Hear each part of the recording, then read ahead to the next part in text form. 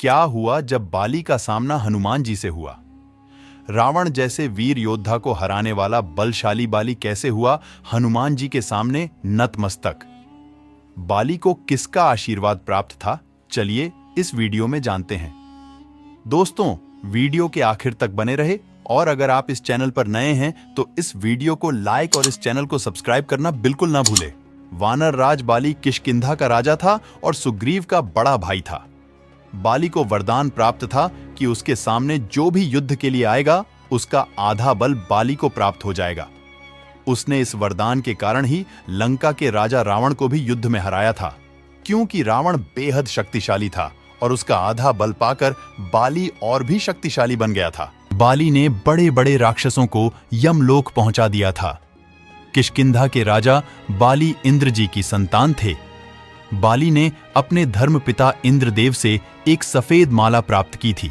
साथ ही उसने अपनी तपस्या से ब्रह्मदेव को प्रसन्न कर दिया था।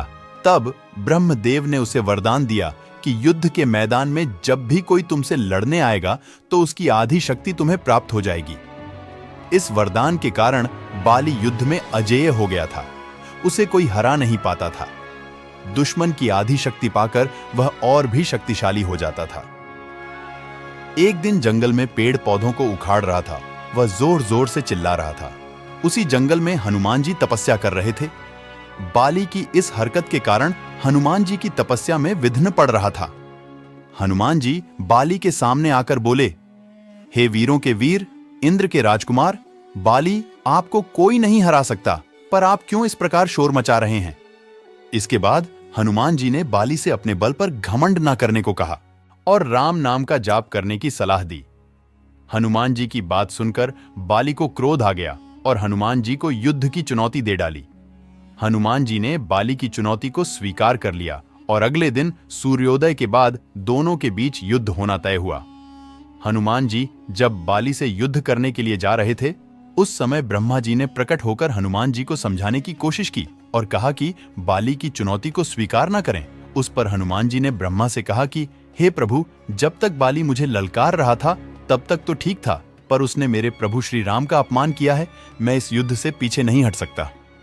इस पर ब्रह्मा जी ने कहा, हे हनुमान, आप बाली से युद्ध के लिए अपनी शक्ति का 10वां भाग ही लेकर जाना। इस पर हनुमान जी ने ब्रह्मा जी की बात मान ली और अपनी शक्ति का 10वां हिस्सा लेकर बाली से युद्ध करने के लिए चले गए। युद्ध के लिए आमने सामने आते ही हनुमान जी की आधी शक्ति बाली के शरीर में चली गई, जिससे बाली के शरीर में हलचल होने लगी। बाली हनुमान जी की शक्ति को अपने शरीर में संभाल नहीं पा रहा था। कुछ समय बाद उसे महसूस होने लगा कि उसके शरीर में क्षमता से अधिक शक्ति आ गई है और वह लगातार बढ़ रही है। वह उस शक्ति पर नियंत्रण नहीं कर पा रहा था। कुछ देर बाद वह जमीन पर गिर पड़ा। तभी ब्रह्मदेव प्रकट हुए और बाली से बोले कि तुम हनुमान से युद्ध करना चाहते थे। हनुमान रुद्रावतार और अतुलित बलशाली हैं। उनके पास अपार बल है जिसकी कोई सीमा नहीं है, जिसे तुम नहीं संभाल सकते। वे तो अपनी शक्ति का 10वां हिस्सा लेकर ही आए हैं और तुम उस शक्ति का अभी आधा हिस्सा भी नहीं संभाल पा रहे हो। यदि वे पूरी शक्ति के साथ तुम्हारे पास आते तो तुम्हारा क्या होता।